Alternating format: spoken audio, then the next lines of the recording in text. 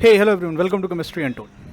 सो देखिए, बहुत सारे स्टूडेंट्स हैं या जो बहुत सारे बच्चे हैं जो भी पढ़ रहे हैं, उनके मन में एक जॉब कैरियर होता है, वो है टीचिंग एज अ कैरियर।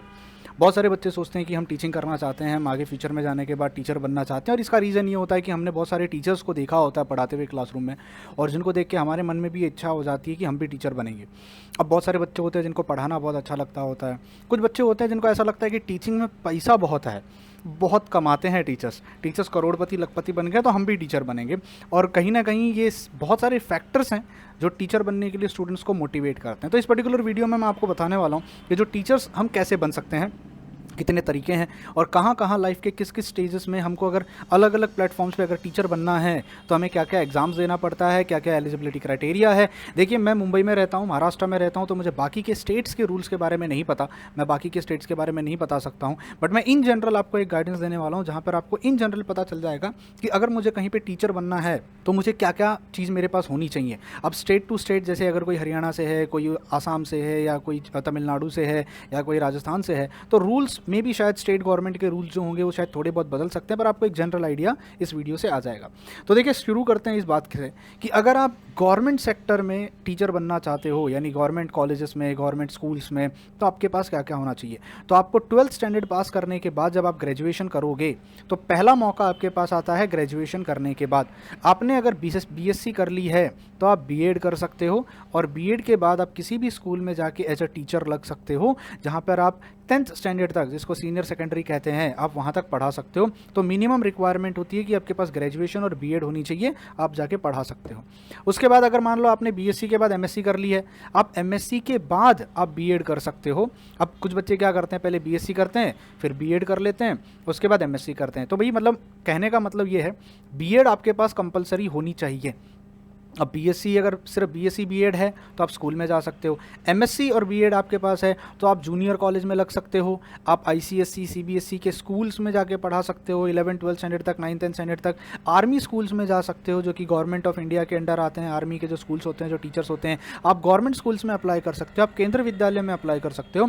तो इन शॉर्ट अगर मैं आपसे कहूँ, एमएससी बीएड मुझे लगता है ज़्यादा फेवरेबल चीज़ है। जो कुछ बच्चे बीएससी के बाद डायरेक्ट बीएड कर लेते हैं और आगे की पढ़ाई नहीं करते, तो उनके लिए जो ऑप्शंस हैं वो थोड़े नैरो डाउन हो जाते हैं। अब देखो, चॉइस आपकी है, मैं हर किसी को नहीं कह सकता कि एमएससी करना जरूरी है। किसी किसी की फैमिली सिचुएशन या सर्कमस्टेंसेस अलाउड नहीं करते हैं कि वो एमएससी करें। कुछ बच्चे सिर्फ बीएससी बीएड करके छोड़ देते हैं। जो एमएससी बीएड करते हैं उनके लिए बहुत सही है। जो मुंबई में रहने वाले स्टूडेंट्स हैं, मैं उनको बता दूं, अगर आपके पास एमएससी बीएड है तो आप जूनियर कॉलेज से मेरा मतलब होता है 11th और 12th स्टैंडर्ड का जो कॉलेज होता है उसको हम जूनियर कॉलेज कहते हैं।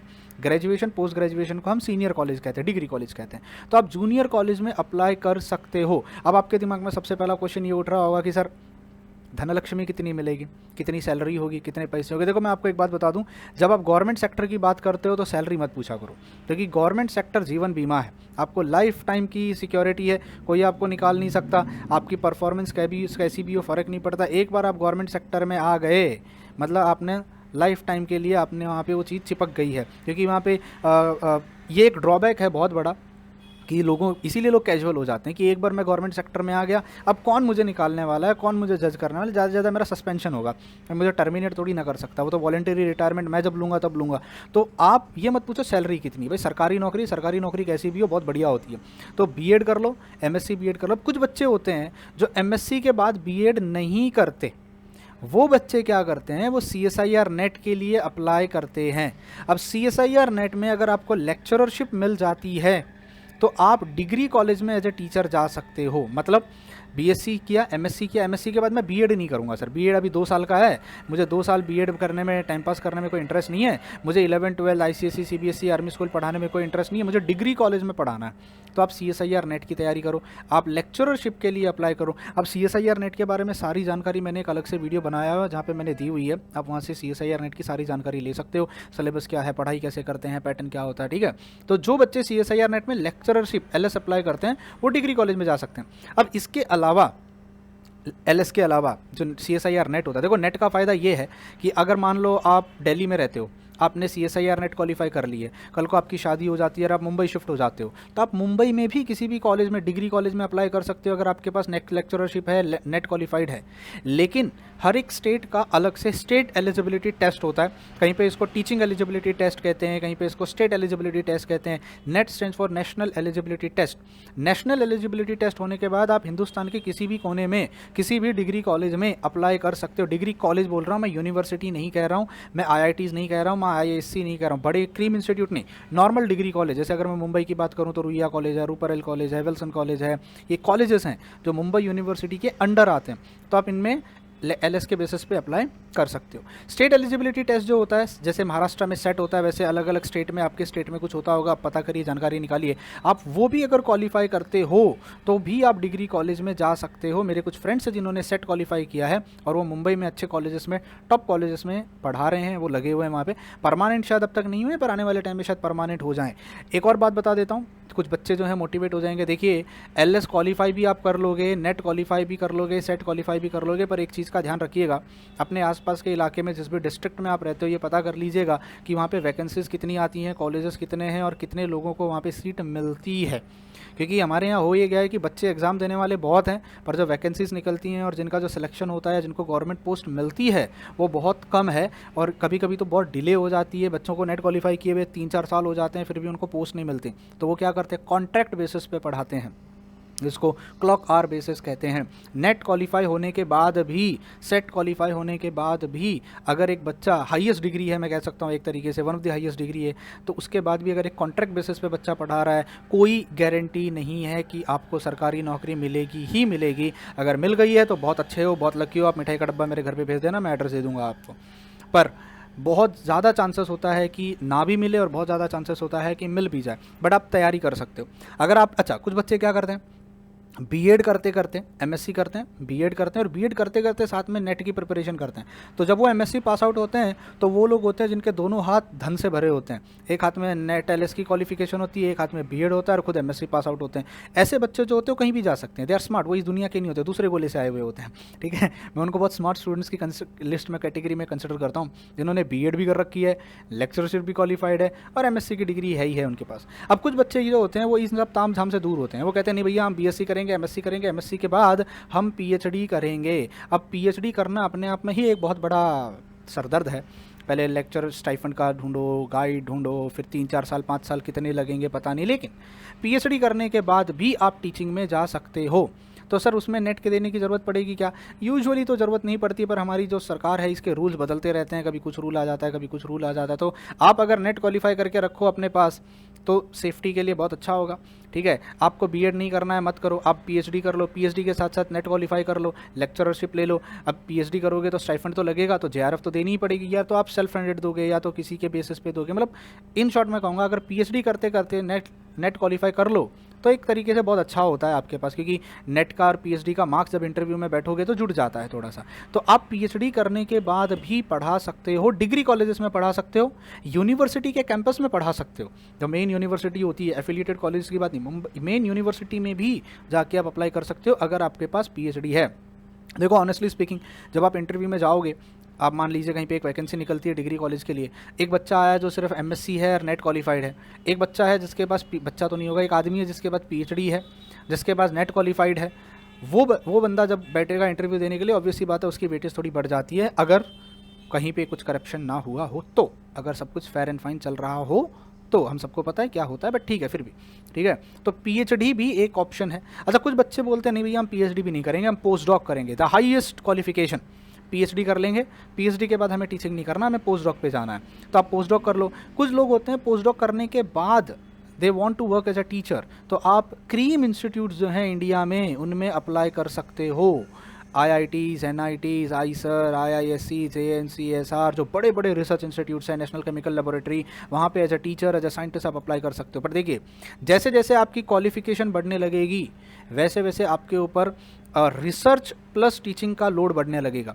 अगर आप PhD क्वालिफाइड हो, आप यूनिवर्सिटी में पढ़ाते हो, तो आपको रिसर्च और आपको टीचिंग दोनों साइमल्टेनियसली करना पड़ेगा। अगर आप IIT में पढ़ाते हो, NIT में पढ़ाते हो, IISER में, IISc में पढ़ाते हो, तो research as well as teaching दोनों करना पड़ेगा। पर अगर आप सिर्फ किसी डिग्री कॉलेज में हो, आप सिर्फ डिग्री कॉलेज में हो, आप वहाँ पे आपको रिसर्च करना ना करना वो आपके ऊपर होता है, कोई कंपलसरी पार्ट नहीं होता है, पर आपको सिर्फ वहाँ नौकरी करनी है, आपको वहाँ पढ़ाना है, क्लर्किकल काम जो होता है एग्जाम देना, क्वेश्चन पेपर बनाना, वो निकल के आपको बाहर आ जाना है, ठीक है। तो ये कुछ ऑप्शंस हैं जो गवर्नमेंट सेक्टर के लिए होते हैं। अब देखो अलग अलग चीज़ों के अलग अलग फॉर्म्स निकलते हैं, जैसे आर्मी के स्कूल में अगर आपको अप्लाई करना है तो अलग से फॉर्म निकलेगा, गवर्नमेंट स्कूल के अलग से फॉर्म निकलते हैं। डिग्री कॉलेजेस में अगर आपको जाना है तो आपको ध्यान रखना पड़ेगा कि वैकेंसी कहाँ निकल रही है, कहाँ वैकेंसी नहीं निकल रही है। पहले से सेटिंग लगा के रखो, टीचर्स के साथ, HODs के साथ, प्रिंसिपल्स के साथ पहले से नज़र बनाए रखो। ऐसा नहीं होना चाहिए आपको पता ही ना चला और पीछे पीछे वैकेंसी भर गई हो, ठीक है। अब बात करते हैं सेकेंड सेक्टर की। तो यहाँ जाते जाते मैं एक एडवाइस दूंगा बच्चों को कि अगर आपका MSc पास आउट है, अगर आप PhD नहीं करना चाहते, पोस्ट डॉक नहीं करना चाहते, तो B.Ed कर लो, और B.Ed करते करते अगर आप नेट की क्वालिफिकेशन अपने पास रखोगे तो आपके लिए बेटर होगा। अब भाई ये डिपेंड करता है सिचुएशन और सर्कमस्टांसेस पे। कुछ लोग होते हैं जो MSc ही बड़ी मुश्किल से करते हैं, जिनको MSc के बाद B.Ed करने की हिम्मत नहीं होती क्योंकि उनकी फाइनेंशियल सिचुएशन बहुत ख़राब होती है। कुछ केस मेरा भी ऐसे ही था, तो इतना वक्त नहीं होता है या इतनी हमको फैमिली सिचुएशन या सर्कमस्टांसेस अलाउ नहीं करती है कि हम B.Ed करें या PhD करें या पोस्ट डॉक करें, हम रुकें। हमें पैसा कमाना होता है क्योंकि हमें फैमिली संभालनी होती है। कुछ लोगों की सिचुएशन वैसी होती है, और कुछ लोग होते हैं जिनको गवर्नमेंट सेक्टर में मज़ा नहीं आता, उनको प्राइवेट सेक्टर में, क्योंकि गवर्नमेंट सेक्टर की प्रॉब्लम क्या होती है ना, गवर्नमेंट सेक्टर में परमानेंट है पर ग्रोथ स्लो है। अब मैं स्लो तो नहीं कह सकता, जब से 7th पे कमीशन लगा है सारे टीचर्स की सैलरी काफ़ी अच्छी हो गई है, बहुत ही अच्छी हो गई है। अब आप नहीं कह सकते कि गवर्नमेंट सेक्टर के टीचर्स को सैलरी कम मिलती है। उसके अलावा जो अलाउंसेस मिलते हैं, छुट्टियां मिलती हैं, मतलब गवर्नमेंट सेक्टर का मज़ा ही अलग है। खाओ पियो आराम से नौकरी करो, आराम से, ज़्यादा सरदर्द नहीं होता। पर कुछ लोग होते हैं जिनको रोलर कोस्टर राइड पसंद होती है, जिनको परफॉर्मेंस देना, बहुत जल्दी बहुत बड़ा एक्सपोनेंशियल ग्रो करना, इनको ये बहुत अच्छा लगता है। जिनको नेम फेम वाली ज़िंदगी बहुत अच्छी लगती है, तो उनके लिए प्राइवेट सेक्टर बेहतरीन है। अब देखो प्राइवेट सेक्टर में कोई रूल नहीं है कब घुसना है, 12वीं के बाद भी आप जा सकते हो। मैंने 12th स्टैंडर्ड पास करते ही टीचिंग करना स्टार्ट कर दिया था। मैं 8 साल से टीचिंग कर रहा हूँ, 18 साल 19 साल की उम्र से मैं पढ़ा रहा हूँ। BSc के बाद जा सकते हो। यहाँ पर प्राइवेट सेक्टर का एकमात्र रूल होता है कि आपके पास स्किल्स होनी चाहिए। डिग्रियां यहाँ पर मैटर नहीं करती। बहुत बड़े बड़े टीचर्स को मैंने देखा है प्राइवेट सेक्टर में जो सिर्फ BSc पास आउट हैं, पर बहुत अच्छा कमा रहे हैं, बहुत अच्छा पढ़ा रहे हैं और बहुत तगड़ा नाम है उनका। देखो मैं आपको एक बात बताता हूँ, प्राइवेट सेक्टर और गवर्नमेंट सेक्टर में ज़मीन आसमान का फ़र्क है। गवर्नमेंट सेक्टर में आप बहुत रिलैक्स्ड लाइफ जीते हो, प्राइवेट सेक्टर में रिलैक्स लाइफ नहीं होती। अगर आप प्राइवेट सेक्टर में परफॉर्म नहीं करोगे तो आप पे हमेशा तलवार लटकती होती है, आप कभी भी काट दिए जाओगे और आपको निकाल के फेंक दिया जाएगा। प्राइवेट सेक्टर का रूल सिंपल होता है, love your job but do not love your company. अपने जॉब से प्यार करो, आपको टीचिंग करनी है टीचिंग से प्यार करो, पर अपनी कंपनी से प्यार मत करो, क्योंकि कंपनी शायद आपसे प्यार ना करती और आपको निकाल के फेंक दे। तो इसका सिंपल सा रूल क्या है, आप अगर प्राइवेट सेक्टर में टीचिंग करना चाहते हो तो कोचिंग इंडस्ट्री ही एकमात्र ऑप्शन फिलहाल बचा हुआ है। अब कोचिंग इंडस्ट्री भी हमारे यहाँ 2 टाइप की हो गई है, एक हो गई है ऑफलाइन, और जब से कोरोना हमारे पास आया है एक हमारे पास हो गया है ऑनलाइन कोचिंग इंडस्ट्री। अब ऑफलाइन कोचिंग इंडस्ट्री जो थी, ट्रेडिशनल तरीके से थी, जो पहले से चलती आ रही है, black board, white board, marker, chalk जो हमारे पास होता था। अब ऑनलाइन जो आया है, जैसे आज मैं आपके साथ बैठ के पढ़ा रहा हूँ, मैं कोई गवर्नमेंट सेक्टर में काम नहीं करता, मैं प्राइवेट सेक्टर में काम करता हूँ और मैं आपके साथ इंटरेक्ट कर रहा हूँ। अब जिस प्राइवेट सेक्टर में मैं काम कर रहा हूँ ये फ्री डोमेन वाला है, इसमें कोई पैसा नहीं लगता है, आप मेरे वीडियोस फ्री में देख रहे हो। पर ऑनलाइन में जैसे मैं अनअकैडमी पे पढ़ाता हूँ, I am associated with Unacademy, तो अनअकैडमी एक ऑनलाइन प्लेटफॉर्म है, वो प्राइवेट सेक्टर है, वहाँ मुझे परफॉर्म करना पड़ेगा। अगर मैं परफॉर्म नहीं करूँगा तो मुझे निकाल के फेंक दिया जाएगा, ठीक है।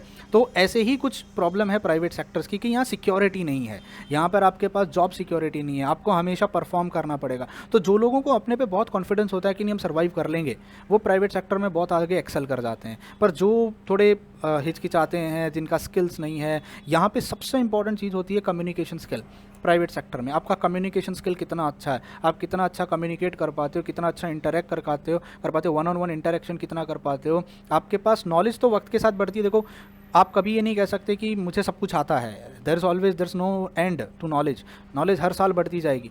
तो कोचिंग इंडस्ट्री में अगर आपको ज्वाइन करना है तो बेहतरीन तरीका होता है, मेरी पर्सनल एडवाइस होगी कि आप जब 12th स्टैंडर्ड पास करते हो ना, 12th स्टैंडर्ड पास करते ही आप ट्यूशन्स पढ़ाना स्टार्ट कर दो। ट्यूशन्स पढ़ाने से आपके पास क्या होगा, आपके पास स्किल डेवलप हो जाएगी, बच्चों को हैंडल करने की, टैकल करने की, कम्युनिकेशन करने की, लैंग्वेज आपकी बदल जाएगी। और जैसे ही आप ग्रेजुएशन में आते हो तो आपके आसपास कहीं पे कोई कोचिंग क्लास अगर होगी, कोचिंग क्लास, आप वहाँ पे पढ़ाना स्टार्ट करो। देखो इससे दो फायदे होंगे, एक तो आपका कम्युनिकेशन स्किल्स सुधरेगा, दूसरा थोड़ी बहुत इनकम हो जाएगी। फ़र्क नहीं पड़ता आपको 100 रुपये घंटे का मिले। जब मैंने शुरू किया था मुझे 70 रुपये घंटे का मिलता था। आज से कुछ 8 साल पहले जब मैंने अपनी 2012 में जब अपना टीचिंग करियर स्टार्ट किया था मुंबई की एक कोचिंग क्लास में, तब मुझे 70 रुपये घंटे का मिलता था और मैंने 9th स्टैंडर्ड को पढ़ाना शुरू किया था। वहाँ से मुझे कॉन्फिडेंस आया, कम्युनिकेशन स्किल बदला, and it was a long journey जहाँ मैंने बहुत कुछ सीखा। क्योंकि आपको एक बैकअप रेडी रखना होगा। गवर्नमेंट सेक्टर मिलेगा कि नहीं मिलेगा उसकी कोई गारंटी नहीं है। आप प्राइवेट सेक्टर अपने लिए रेडी कर सकते हो जिनको टीचिंग में इंटरेस्ट है। तो इसके लिए आप क्या करो, आप बीएससी में जब आप आओगे, ग्रेजुएशन में जब आप आ गए हो, आप कोचिंग क्लासेस में पढ़ाना शुरू करो। तो ये मत देखो कितना पैसा मिल रहा है, पैसा सेकेंडरी रखो, एटलीस्ट आपकी पॉकेट में नहीं निकल जा रही है, वही बहुत सबसे बड़ी चीज़ वहाँ मिल रही है। एक्सपीरियंस, स्टेज, प्लेटफॉर्म जहाँ पे आप खड़े होकर डिलीवर कर रहे हो और वहाँ अपने आप को सुधारो। देखो लोग तुम्हें क्रिटिसाइज़ करेंगे, तुम्हें बहुत नीचा गिराएंगे, तुम्हें बहुत कुछ उल्टा सीधा बोलेंगे, तुम आते ही फेमस नहीं हो जाओगे, तुम्हारे पे बहुत सारा तुमको अपने आप को चेंज करना पड़ेगा। तो फिलहाल कोचिंग इंडस्ट्री ही सबसे ज़्यादा बूम है और इसमें कहूँगा ऑनलाइन कोचिंग इंडस्ट्री आजकल सबसे ज़्यादा चल रही है। ऑफलाइन की एक लिमिट है।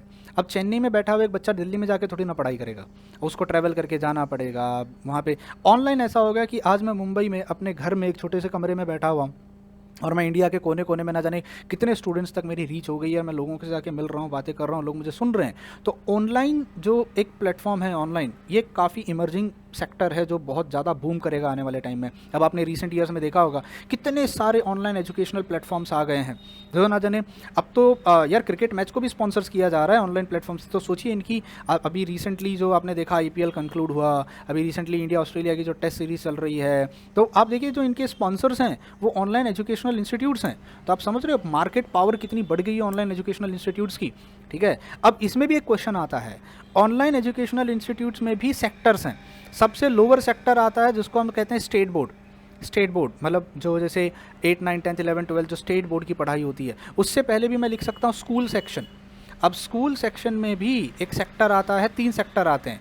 एक होता है आईसीएससी, एक होता है सीबीएसई और एक होता है आपके पास स्टेट बोर्ड। अब स्टेट बोर्ड मैं नहीं मानता कि स्टेट बोर्ड की कुछ ज़्यादा वैल्यू रही है आज के टाइम में, क्योंकि आज के टाइम में आईसीएसई और सीबीएसई ही है जो सबसे ज़्यादा आगे बढ़ गया है। अब मैं किसी को अंडर एस्टिमेट नहीं कर रहा हूँ या मैं किसी की वैल्यू डाउन नहीं कर रहा हूँ, मैं आपको फैक्ट और रियलिटी बता रहा हूँ कि आज के टाइम पे आईसीएसई और सीबीएसई जो है वो ज़्यादा प्रिफर्ड चीज़ है।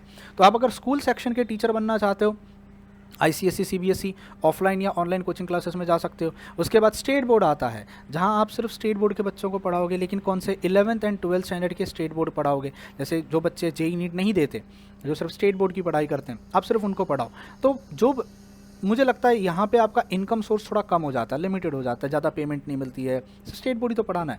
आईसीएसई सीबीएसई पढ़ाने वाले टीचर्स की वैल्यू ज़्यादा होती है, value in the terms of money, काफ़ी अच्छी उनको इनकम होती है और नंबर ऑफ़ स्टूडेंट्स भी ज़्यादा होते हैं। अब डिपेंड करता है आप किस एरिया में रहते हो। अब जिस रूरल एरिया में अगर आप रहते हो, आपके डिस्ट्रिक्ट में आईसीएसई सीबीएसई के स्कूल कॉलेजेस हैं कि नहीं है, वहाँ ट्यूशन चलते हैं कि नहीं चलते हैं, ये बहुत सारी चीज़ें मैटर करती हैं। तो प्राइवेट सेक्टर को ज़रा देख लेना। प्राइवेट सेक्टर ज़्यादातर सिटीज़ में ज़्यादा चलते हैं, टायर 1 सिटीज़, टायर 2 सिटीज़ जो होती हैं, मेट्रोपॉलिटन सिटीज़ जो होती हैं या जो लोअर लेवल की सिटीज़ होती हैं। रूरल एरियाज़ में प्राइवेट ट्यूशन या प्राइवेट सेक्टर का इतना बोलबाला नहीं है। ठीक है, उसके बाद जो सबसे बड़ा मार्केट है, जिसको हम कहते हैं सबसे बड़ी मार्केट है, वो है 12th स्टैंडर्ड जेईई नीट की। एक बहुत बड़ा सेक्टर है। आप सोचिए हर साल 10 से 15 लाख बच्चे यहाँ एग्जामिनेशन देते हैं। आप इसीलिए देखोगे कि बहुत कोटा हमारे इंडिया का हब बन गया है। आईआईटी जेईई मेडिकल और इंजीनियरिंग के लिए अगर बच्चे को जाना है आईआईटी में, कोटा से आगे पीछे कोई सोचता ही नहीं है। ये क्यों इतना बड़ा बन गया है? ये कोचिंग इंडस्ट्री का सबसे बड़ा सिटी है, सबसे बड़ा टाउन है, जहाँ पे लाखों बच्चे हर साल जाके एग्जामिनेशन के लिए प्रिपेयर करते हैं। तो यहाँ पर अगर आपको फेमस होना है, अगर आपको यहाँ मार्केट अपनी बनानी है, आप यहाँ फेमस होना चाहते हो, बट आप सोच लो कंपटीशन कितना होगा। हर इंसान आज के टाइम पे जो टीचिंग इंडस्ट्री में जुड़ा हुआ है वो जाके कोटा में पढ़ाना चाहता है। एक ना एक बार मैंने भी कोटा में पढ़ाने की कोशिश की थी, या कोटा से की जो कोचिंग क्लासेस हैं, जो जैसे मुंबई में एक कोचिंग क्लासेस थी कोटा की, मैं वहाँ पर इंटरव्यू देने के लिए गया था, मुझे रिजेक्ट कर दिया गया था क्योंकि मैं आईआईटी से नहीं हूँ, मैं नॉन आईआईटीएन हूँ। इनकी डिमांड होती है कि अगर इनको कोई आईआईटीएन मिल जाए तो आप समझ लो आप सिलेक्टेड हो। इनकी मिनिमम क्राइटेरिया ही होता है आप आईआईटीएन होने चाहिए, क्योंकि जो जेईई 11, 12 को पढ़ाने वाले टीचर्स होते हैं, मैंने आपसे पहले ही कह दिया, यहाँ पर आपकी क्वालिफिकेशन मैटर नहीं करती। मैटर क्या करता है? आपका स्किल। और अगर उस स्किल के साथ साथ अगर आपके नाम के आगे आईआईटी जुड़ जाए, आपकी बहुत डिमांड हो जाती है। तो एक ये सबसे बड़ा सेक्टर है एक ये, जहाँ पे आप टारगेट कर सकते हो अगर आप प्राइवेट सेक्टर में जाना चाहते हो। उसके बाद अगला आता है बीएससी, जहाँ पे मैं पढ़ा रहा हूँ।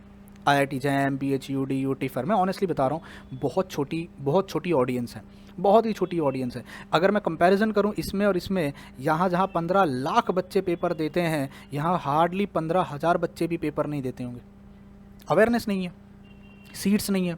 करोड़ों का पैकेज कहाँ जाता है? इंजीनियरिंग, मेडिकल को। करोड़ों का पैकेज कभी प्योर साइंस वाले को मिलते हुए देखा है? कभी नहीं मिलते हुए देखा होगा। लाखों करोड़ों का पैकेज कभी नहीं मिलता है। तो BSc की जो कोचिंग क्लासेस होती हैं, सबसे बड़ी बात वो लिमिटेड है, बहुत कम है, बहुत ही कम है, ठीक है। दूसरी बात स्टूडेंट्स कम है, तीसरी बात सीट्स कम है, बच्चे जल्दी BSc करते नहीं है। BSc में आने के बाद डाइवर्स हो जाता है। देखो जो बच्चा 11th-12th में होता है ना, उसको फिजिक्स, केमिस्ट्री, मैथ्स और बायो ऑप्शन में होता है, ये तो पढ़ना ही होता है।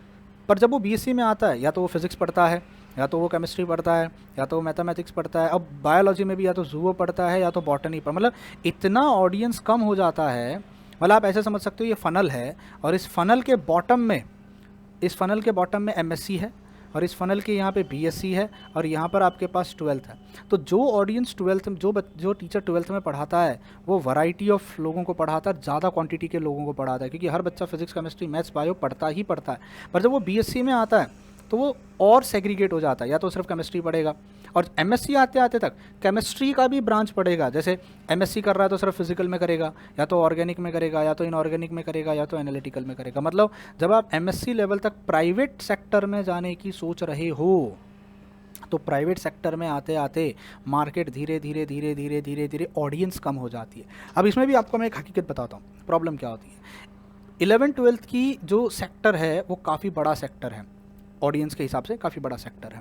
लेकिन उसके बाद MSc का सेक्टर ही एक है जो बड़ा सेक्टर है, क्योंकि BSc में कितने बच्चे होंगे जो जैम की प्रिपेयर करते होंगे? BHU, DU, टिफर की प्रिपेयर करते होंगे? नहीं करते हैं, बहुत कम बच्चे हैं। पर MSc करते करते CSIR, नेट और गेट का प्रिपरेशन हर बच्चा करता है। क्यों? क्योंकि नेट और गेट प्रिपेयर करने के बाद सबसे बड़ी चीज़ है जॉब मिलेगा ना सर। तो ये एक सेक्टर है, जो लोग CSIR, नेट और गेट पढ़ाते हैं उनको एक अच्छा एक कहते हैं ना ऑडियंस बहुत ज़्यादा मिलती है। और जो लोग 11-12 पढ़ाते हैं उनकी तो बात ही अलग हो, तो दूसरी दुनिया के होते हैं, उस दुनिया के हैं ही नहीं। तो जो ग्रेजुएशन का सेक्टर है, ये सबसे छोटा सेक्टर होता है, जहाँ पे ऑडियंस बहुत लिमिटेड है। आप सोचिए इतनी लिमिटेड है कि केमिस्ट्री ही सिर्फ वही बच्चे वीडियोज़ को देखेंगे जो BSc केमिस्ट्री कर रहे हैं। अब उसमें से भी वही लोग देखेंगे या वही लोग ट्यूशन्स लेंगे जो कमज़ोर हैं। यूजुअली BSc के ट्यूशन्स कोई लेता नहीं है। तो अगर आप प्राइवेट सेक्टर में जाना चाहते हो तो आपको बहुत स्मार्टली काम करना पड़ेगा, बहुत स्मार्ट। और दूसरी बात, उसमें आपको परफॉर्म करना पड़ेगा, आपको फेमस होना पड़ेगा, आपका नाम बड़ा होना चाहिए, तो ही आप एक इनकम अच्छा ले सकते हो। देखिए, आप मानिए मत मानिए, दो चीज़ें हैं जो बहुत इंपॉर्टेंट है, एक होता है जॉब और एक होता है मनी। हम सब जो पढ़ रहे हैं या हम सब जो काम कर रहे हैं, हमारे प्रधानमंत्री से लेके हमारे IAS IPS ऑफिसर्स या जो भी समाज सेवा करने वाले लोग भी हैं, हर एक इंसान इस दुनिया में अपनी फैमिली को पालने के लिए, अपना घर गृहस्थी चलाने के लिए, अपने मम्मी पापा के सपने पूरे करने के लिए या अपने सपने पूरे करने के लिए कर रहा है। अगर उसके लिए उसको पैसे की ज़रूरत पड़ती है तो मुझे नहीं लगता पैसा कमाना कोई गलत बात है। लेकिन वो पैसा अगर अच्छे तरीके से कमाया जाए, अच्छे तरीके का मतलब ये नहीं है कि मैं किसी का मर्डर नहीं कर रहा हूँ, मैं किसी की चोरी नहीं कर रहा हूँ, मैं किसी को झूठ नहीं बोल रहा हूँ, मैं टीचिंग कर रहा हूँ, और टीचिंग करने से अगर मैं पैसा कमा रहा हूँ, अगर मैं अपने पढ़ाने का कुछ फीस मांग रहा हूँ, तो उसमें कोई गलत काम नहीं है, क्योंकि at the end of the day मेरी भी फैमिली है, आपकी भी फैमिली है। तो आप ये मत सोचिएगा कि मैं प्राइवेट सेक्टर में जाऊँगा, प्राइवेट सेक्टर ख़राब होता है। आप ये सोचिएगा कि प्राइवेट सेक्टर में लाखों करोड़ों रुपए की सैलरी मिलती है अगर आप फेमस हो जाते हो। अब आपको बेहतरीन एग्जांपल मैं दे दूं, यूट्यूब पे बहुत बड़े यूट्यूबर हैं जिनको करोड़ों का पैकेज ऑफर किया गया है, वो नहीं गए। अगर आप थोड़े से भी फेमस हो, अगर आप अच्छा नाम कमाते हो, आपको अच्छी खासी सैलरी मिलेगी। बस सिर्फ एक ही शर्त है, कब तक चलेगी? जब तक आप फेमस हो, जब तक आपका नाम चल रहा है, तब तक आपको वो सैलरी आएगी। जिस दिन आप नीचे गिरना शुरू हो जाओगे, उस दिन वो सैलरी भी धीरे धीरे कम हो जाएगी। इसीलिए यूजुअली हमारे देश में लोग गवर्नमेंट सेक्टर के लिए ज़्यादा मरते हैं। क्यों? क्योंकि 60 साल की उम्र तक आपको कोई निकाल के नहीं फेंकेगा, इसकी एश्योरिटी गारंटी, और उसके बाद आपको पेंशन मिलेगी, वो अलग। तो जब आप टीचिंग को एज ए कैरियर बनाना चाहते हो तो ज़रा सोच समझ के बना सकते हो। बहुत अच्छा कैरियर है, सुकून मिलता है। आप यूँ समझ सकते हो कि बहुत अच्छी नींद आती है रात को, बच्चों से इंटरेक्शन करने मिलता है, यूथ के साथ आप हमेशा जुड़े रहते हो, आप बूढ़े नहीं होते, आपकी सिर्फ एज बढ़ती है, पर आपका दिमाग जो होता है वो यंग लोगों के साथ जुड़ा रहता है। तो teaching is really a noble profession, काफ़ी अच्छा लगता है, काफ़ी मज़ा आता है। अब पढ़ाने के बाद ऐसा लगता है टीचिंग इज़ योगा करना होता है। 1 घंटे की योगा क्लास और 1 घंटे का lecture is equivalent. And let me tell you, teacher बनना इतना भी आसान नहीं है। तो मैं आने वाले टाइम में एक वीडियो बनाऊंगा कि अगर आपको एक टीचर बनना है, एक अच्छा टीचर बनना है, तो क्या क्वालिटीज़ आपके पास होनी चाहिए और उन क्वालिटीज़ पे हम कब से काम करना शुरू कर सकते हैं, मतलब किस एज में और क्या क्या चीज़ें हैं, किस एज में क्या चीज़ करनी चाहिए, जिससे आने वाले टाइम में एज अ टीचर हम बहुत अपने आप को बहुत ज़्यादा इवॉल्व कर सकें, अपने आप को बहुत ज़्यादा कह सकते हैं एक अच्छे मुकाम पे लेके जा सकें। तो मैं उम्मीद करता हूँ कि इस सेशन में जो चीज़ें मैंने आपको ये बताई हैं ये आपको कुछ हद तक अच्छी लगी होंगी। अगर आपके कुछ, देखो मुझे नहीं पता आपको क्या क्या डाउट्स हैं, तो अगर आपको कुछ डाउट्स हैं या किसी पर्टिकुलर टॉपिक पे आप मुझसे वीडियो चाहते हो, मेरी ओपिनियन चाहते हो, तो नीचे कमेंट बॉक्स में कमेंट कर देना। एंड प्रोबेबली मैं कोशिश करूँगा कि मैं अगर मुझे टॉपिक अच्छा लगा और मुझे ऐसा लगा कि हाँ मैं इस पे अपनी ओपिनियन रख सकता हूँ या मैं गाइड कर सकता हूँ, तो मैं पक्का एक वीडियो बनाऊँगा एंड आपको पक्का उस टॉपिक में आपको गाइड करूँगा। तो प्लीज़ इस वीडियो को शेयर करो, ज़्यादा से ज़्यादा लोगों तक वीडियो को पहुँचाओ। पहुँचाने के पैसे नहीं लगते हैं और पहुँचाने में मेहनत भी नहीं लगती है, आपको सिर्फ कॉपी करना है लिंक को और फॉरवर्ड कर देना हर जगह पे। Till then bye bye, take care and I hope you all are doing well. Take care of yourself and your parents. Bye bye, take care and God bless you all.